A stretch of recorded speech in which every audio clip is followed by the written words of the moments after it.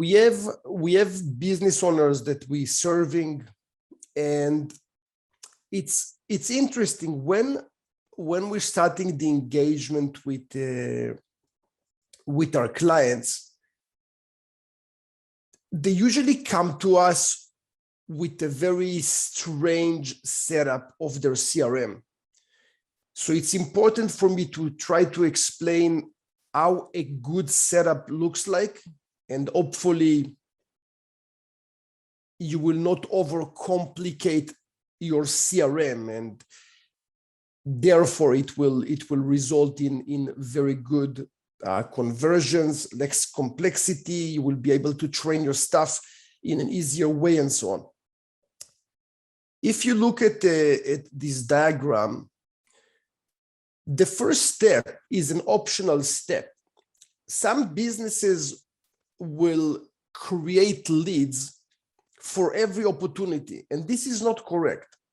Lead's supposed to be someone that you never converted before, or someone that is not a contact, someone that had no deals with you, is totally new to your business. And that will be step number one. You have here the marketing. Marketing is pushing traffic into your CRM, and those will be the leads. If you look at the lead system, you will see that it's a bunch of details. You have here, for example, the account name. In your system, it will be called company. And after conversion, the company will be converted to an account. So we just rename it to account name, which makes more sense. So you have here the account, you have here the person details. So the first name, the last name, those will be later on converted to a contact. And you have more details that eventually will be converted to the deal. So you can see that in one module, you have lots of different fields, lots of different details. And this is the reason. It's because whenever a lead comes in, later on, when we convert them, they will become an account, contact, and an opportunity or a deal. This stage is optional. You will convert, or you will have a lead to convert only when you have the person for the first time and he's not been qualified yet. And this is really step number one. Step number two is a must. It's not optional. Every person in your CRM that you're going to send him a proposal or anything that is related to business, you must have a contact, and I also recommend you to have an account. The reason that the accounts module names accounts and not companies is because the account might be also an individual. Imagine that you have now a system that some of the people, and we see it a lot, some of the contacts will have accounts and some of them will not have accounts. The main problem with it is that you don't have consistency in your system. For example, Zoho Books is working, for example, based on accounts, or this is the preferred way to work, based on accounts, the accounts becoming your customers.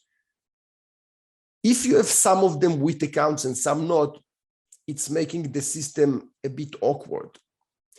If you will have, in any case, every time that you have a contact, if it's individual, the family name will be the account. If it's a B2B, the company will be the account. Now you have consistency in your system, much easier to work with. So this stage, I recommend you to have it as a must. The last step, every time that you have an opportunity, it doesn't matter if it's a deal, it doesn't matter if it's the beginning of the process, you always have this area. This area, I just wrote here something, I drew here something that is very typical, very common. You will start with a deal, sending some kind of a proposal. Sometimes you also in parallel, you send an agreement or NDA.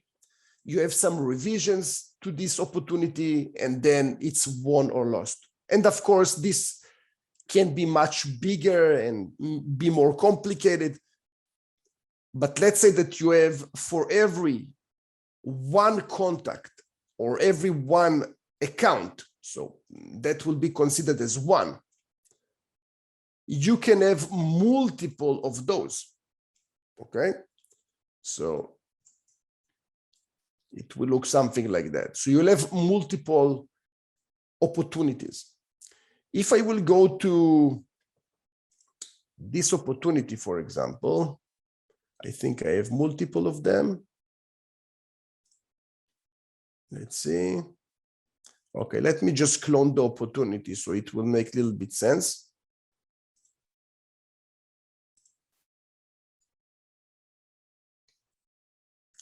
So if I am going to this contact, okay, so the contact is Jim, you can see that I have two opportunities.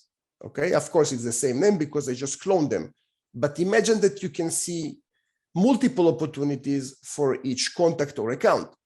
And therefore, later on, we will be able to have some analytics, and we will be able to see which contacts or accounts are wasting your time, asking for proposal, but never take any action, which one of them are the winners, and so on. Okay, and that's also connecting later on.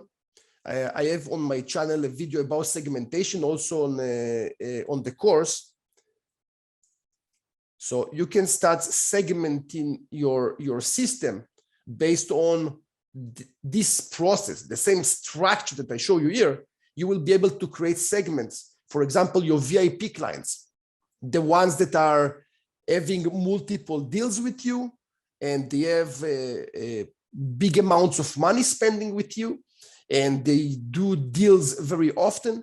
So you're able to understand your business better. But the only way that you will be able to take advantage of segmentation or any other quality feature in the CRM is by having this structure. I will say something that I'm going to regret saying it. Most people will say that they have a unique process, and this is why they can't do it. Now, I do understand that sometimes there is a unique process and your business is not like other businesses and you cannot follow this process. But that's happening only 1% of the time, or even less. But the problem is when I'm saying it to business owners, they always say, hey, my business is in the 1%. So 100% of the businesses fall in the 1%. So try to take a step backward and try to vision your company based on a process like that.